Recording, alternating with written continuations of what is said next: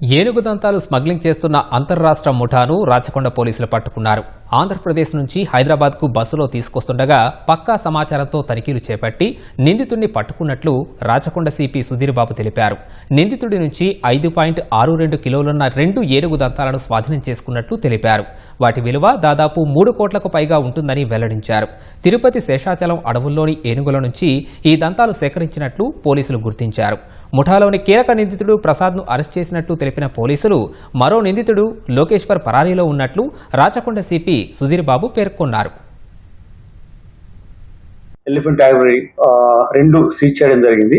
ఇవి international market లో crores worth ఉంటుంది. వైల్డ్ లైఫ్ ప్రొటెక్షన్ యాక్ట్ 1972 ప్రకారము ఇది నేరం. దీన్ని క్యారీ చేసిన, అమ్మాలని చూసినా, దీన్ని పర్చేస్ చేసిన, ఈవెన్ హంటింగ్ లో దీంట్లో చేసినా గానీ ఇది నేరం. ఎలిఫెంట్ ను చంపడమో లేకపోతే చనిపోయిన దాని దగ్గరలోనే తీసుకొని కట్ చేసి తీసుకొచ్చిన క్లియర్ కనబడుతుంది. దానికి ఉన్నటువంటి టెక్స్చర్ అదంతా చూస్తుంటే దీని తగ్గట్టుగా మేము ఇన్వెస్టిగేషన్ లో ఇంకా ఫర్దర్ డీటెయిల్స్ తీసుకుంటాం. దాని ప్రకారం చర్యలు ఉంటాయి. ముఖ్యంగా వీళ్ళు ఈ నేరస్తులు 2 నేరస్తులు ఉన్నారు. వీళ్ళిద్దరూ రెడ్ శాండర్ స్మగ్లింగ్ లో వాళ్ళు నేరస్తులు.